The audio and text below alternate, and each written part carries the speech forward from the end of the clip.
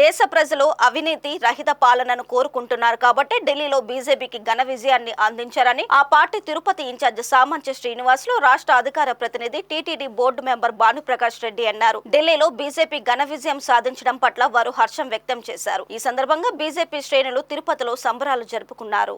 స్థానిక కేశవాయన గుంటలోని బీజేపీ కార్యాలయం వద్ద బీజేపీ అభిమానులు కార్యకర్తలు టపాకాయలు పేల్చి మిఠాయిలు పంచుకొని సంబరాలు జరుపుకున్నారు. ఢిల్లీలో ఆమ్ ఆద్మీ పార్టీపై బీజేపీ గెలుపు అవినీతిపై గెలుపుగా పార్టీ నేతలు వ్యాఖ్యానించారు. త్వరలోనే బీజేపీ దేశవ్యాప్తంగా అన్ని రాష్ట్రాలలోనూ ప్రభుత్వాలు ఏర్పాటు చేస్తుందని అన్నారు.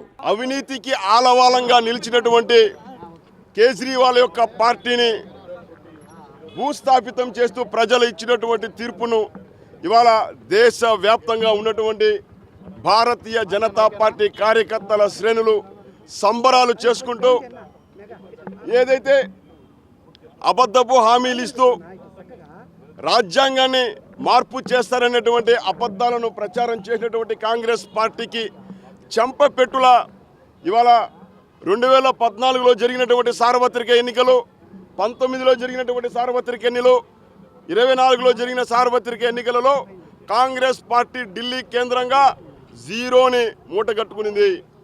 2015 అసెంబ్లీ ఎన్నికలు, 2020 అసెంబ్లీ ఎన్నికలు, 2025 అసెంబ్లీ ఎన్నికలలో అబద్ధాల కాంగ్రెస్ పార్టీ తిరిగి సున్నా మూటగట్టుకునింది. ఆంధ్రప్రదేశ్లో కూడా కాన్సిక్యూటివ్గా వరుసగా 2014లో సున్నా, 2019లో సున్నా, 2024లో సున్నా. ఇవాళ నేను భారతీయ జనతా పార్టీ తిరుపతి జిల్లా అధ్యక్షుడిగా controller general of patents and trade marks వారిని నేను సిఫార్సు చేస్తున్నాను. కాంగ్రెస్ పార్టీకి సున్నా మీద, జీరో మీద పేటెంట్ రైట్స్ ప్రకటించాలని. ఇంకో సందర్భం కూడా ఉంది. ఇవాళ రాహుల్ గాంధీ కాంగ్రెస్ పార్టీ బాధ్యతలు చేపడుతూ తెర మీదకు వచ్చిన తర్వాత వరుసగా ఓడిపోయిన 100వ ఎలక్షన్స్. ప్రపంచ చరిత్రలో ఎక్కడా కూడా ఒక పార్టీ నాయకత్వానికి తెర మీద వచ్చిన తర్వాత 100 ఎలక్షన్లు ఓడిపోయినటువంటి చరిత్ర మూటగట్టుకున్నారు రాహుల్ గాంధీ. ఈ సందర్భంగా కాంగ్రెస్ పార్టీకి, రాహుల్ గాంధీకి శుభాభినందనలు తెలియజేస్తూ ఇదే రకమైనటువంటి చరిత్రను సృష్టించేటువంటి హవాను మీరు కొనసాగించాలని, భారతీయ జనతా పార్టీ కాశ్మీర్ నుంచి కన్యాకుమారి దాకా ప్రజల యొక్క శ్రేయస్సు అభివృద్ధి అజెండాగా పనిచేస్తుంది. ప్రజల మధ్య చిచ్చు పెడుతూ సమాజాన్ని చీల్చుతూ కుట్రలు చేసేటువంటి మీ పార్టీకి కాలం చెల్లింది. ఇండి కూటమి పేరుతోటి కేవలం నరేంద్ర మోడీ గారిని, బీజేపీని ఓడించాలనేటువంటి ఒక అసంబద్ధ కూటమి, పటాపంచలై కూటమి ఇవాళ చీలిపోయి కూటమి దిక్కు లేకుండా మారిపోయింది. దీంతోపాటు ఇవాళ బీజేపీ మా కార్యకర్తల మనసులో అనేక సంవత్సరాల నుంచి దేశమంతా బీజేపీ ఉన్న హృదయం లాంటి ఢిల్లీ మా చేతిలో లేదనేటువంటి ఒక బాధ ఉండేది. ఆ బాధ కూడా తీరిపోయింది. 32 సంవత్సరాల తర్వాత మా యొక్క కళ నెరవేరింది.